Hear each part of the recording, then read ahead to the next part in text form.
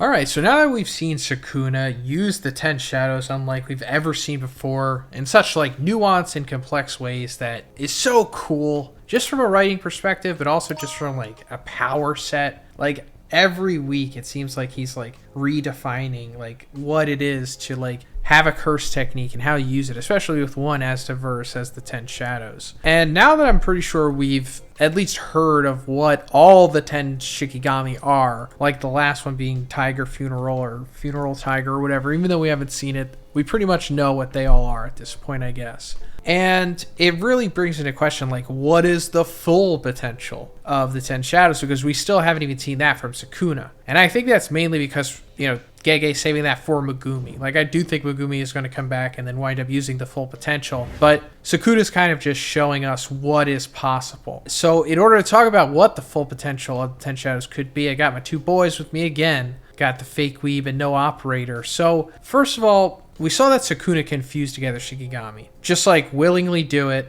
They don't have to die like what we saw with Megumi when the divine dogs die. They like fuse together, become totality. This is just Sukuna kind of just doing it. He recently made a Gito. And that raises the question of like, could he fuse all 10 together? Or could just a 10 Shadows user fuse all 10 together? Like, what do you guys think? I actually thought about it differently. I saw like the true potential of the 10 Shadows technique as totality. So like, again, I could be wrong, but for Agito, I do think maybe the new way, what else was it? The tiger, deer, and I'm kind of blanking what the fourth one is, or if there's more. I do think maybe they died off screen because when Sukuna summoned it, he said like new way totality, and considering in the Goodwill arc, it was explained that totality, or was it Goodwill? No. Oh yeah, it was Goodwill. He explained that totality was like a type of fusion where whenever a Shikigami dies, its power gets inherited onto the other Shikigami. So maybe I'm wrong, Zhoniin. Maybe you're actually right, where he can just like doing it willingly without having the Shikigami dying. But another thing too is because if it was like through a totality, it would also perfectly explain why the Nue was so big in comparison to all the other Shikigami after Sukuna took charge. Because I think it was with you. Remember Zhoniin, when we did that collab, the chapter when like the first big Nue appeared in the manga, I think it was with No Operator and Broken Ronin. We were talking about how the Shikigami size and power, how they most likely grow larger due to adjusting to the strength of the current 10 Shadows users, so Sukuna, whereas Megumi's versions of the Shikigami are weak. But then we saw all the other Shikigami like Max Elephant and Mahoraga come after in the story during the Yorozu fight, and their size didn't drastically change like Nue's. So this makes me believe that it's through a totality, because Nue was, or should be, specifically a totality with the Great Serpent Shikigami, the one that died at the detention center, because not only do we see a snake tail on Nue, but the size should come from the snake as well, right? Since, well, it's called the Great Serpent, so, the snake was huge when Megumi first summoned it against Sukuna. That said, again, I could be wrong, but to answer your question you asked earlier of what happens when all the Shikigami die, according to Sukuna, the 10 Shadows technique is in reference with the lore of the 10 sacred treasures, and in some Japanese mythology, it's said that when all the treasures are used together, they can heal any illness and bring the dead back to life. So maybe the idea of totality, how it uses the dead Shikigami's power and inherits to the other Shikigami, maybe that correlates with the 10 sacred treasures, how all 10 must be used together in order to have the ability to heal and bring back the dead. So I don't know, could Sukuna just bring back his old dead body from the Heian era, as we were talking about in the previous video? Or could Sukuna heal any damage? Because one thing we know for sure is that he's able to use Max Elephant's water without summoning the actual Shikigami itself. And we also saw Mahoraga allegedly using Sukuna's slashing attacks on Gojo, right? But through Mahoraga. So it's possible that the true potential of the 10 Shadows, when there's no more Shikigami to fuse with or to totality with, then all the dead Shikigami fuse with the user himself. so Sukuna could use all of the Shikigami's abilities. Of course, I'm not sure how much I believe in that theory myself, but yeah, I think something of totality is the key to the technique's true potential, personally. Yeah, no, 100%. Everyone is thinking it. As soon as Maharaga was defeated, the first thought on most people's minds were, okay, now where's Maharaga going to be merged into? Because I think the remaining Shikigami that haven't been destroyed yet, at least if we're considering the Shikigami that got hit with Agito, were at least taken out, are the Divine Dog Totality, the Toad Shikigami, which we actually haven't seen in a while, Max Elephant, Rabbit Escape, and then the Ox, which, for all we know, Sukuna could use to summon another totality in regards to the Divine Dog in order to, you know, substitute Maharaga. However, Sukuna decides to describe it. But Fake Weeb, you actually sparked an interesting feat in my head. Now, I know everybody that thinks Sukuna is a fraud is going to clown for this, but I think it would be interesting to say that, you know, what if this was Sukuna's plan all along, has been said the entire fight. And this is, of course, just a hypothetical, but what if that was Sukuna's plan the entire time? If the theory with the 10 sacred treasures is to be considered true, of all things, we know that if it gives him the power to revive his previous body, or just some kind of insane power boost where it merges with his body, or it creates, like, another theory, there's a giant Gasho Dokuro skeleton it could become, which might have been theorized to be the form that was beginning to take shape when the Chimera Shadow Garden domain expansion is formed. We haven't seen Sukuna use Chimera Shadow Garden, but I think it's pretty clear that Sukuna, at least inside Megumi's body, is the purest representation, or the closest thing you can get to peak 10 Shadows usage. Megumi, even when people were giving him props towards the beginning of the culling game with the way he was using the 10 Shadows by jumping into people's shadows and using his Shikigami in interesting ways against, like, Kirara, and tricking people like Reggie, and his evolution with his Chimera Shadow Garden domain. We never thought that someone like Sukuna would be able to partially manifest Shikigami so that way they can't be destroyed and he can change their shape and move them around like the dogs.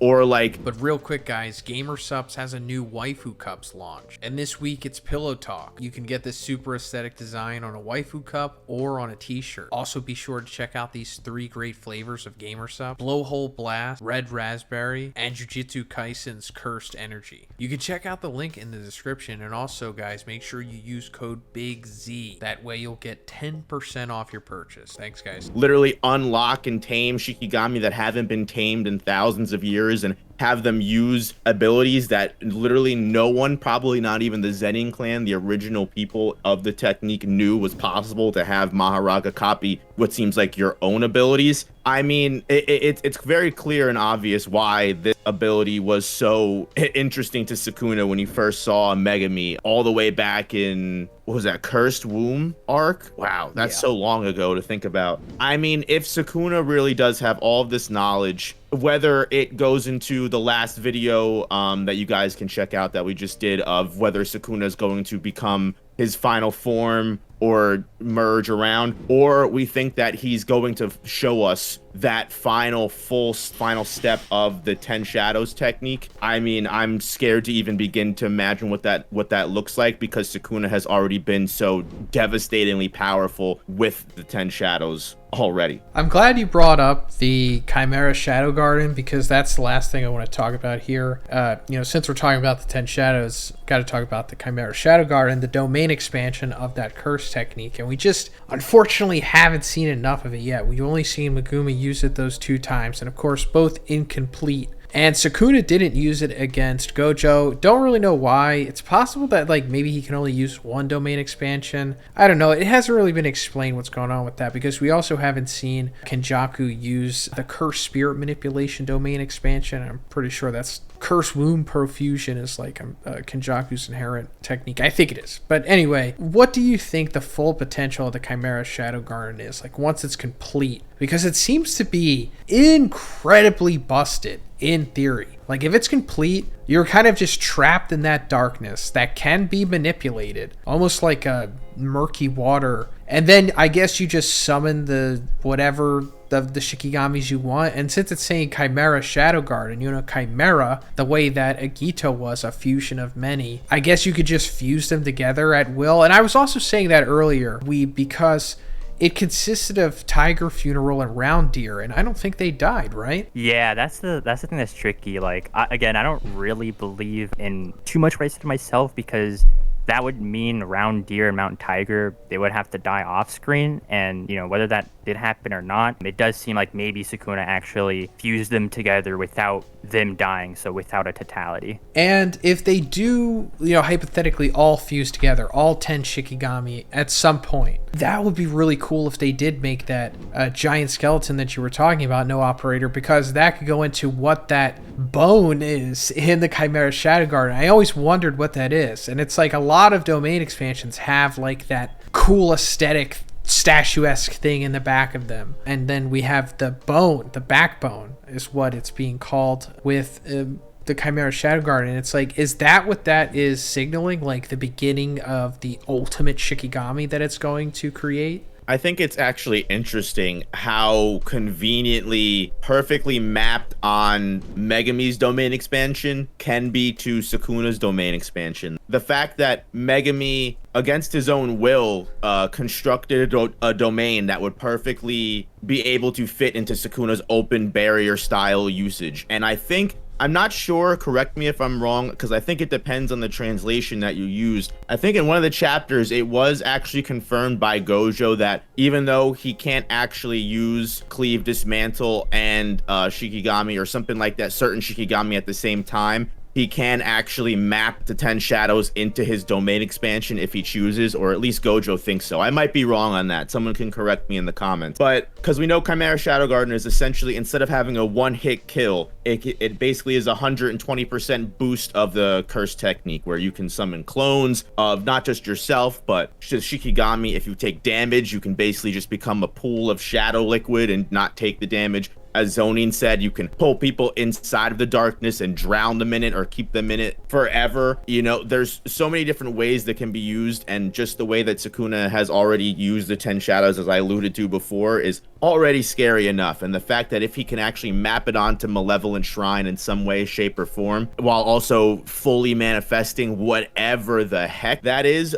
beginning to form behind Megami when he summons the Chimera Shadow Garden last, I don't know. Whether that is a rite of passage for Megami to do if and when he survives at the end of this, whatever happens, or Sukuna just goes all right out and shows us this because Megami's not coming back. That's truly up to Gege at this point. Yeah, man, a complete Chimera Shadow Garden. The fact that, like, the incomplete, right? We saw, like, multiple of the same Shikigami, so multiple Nues, multiple frogs.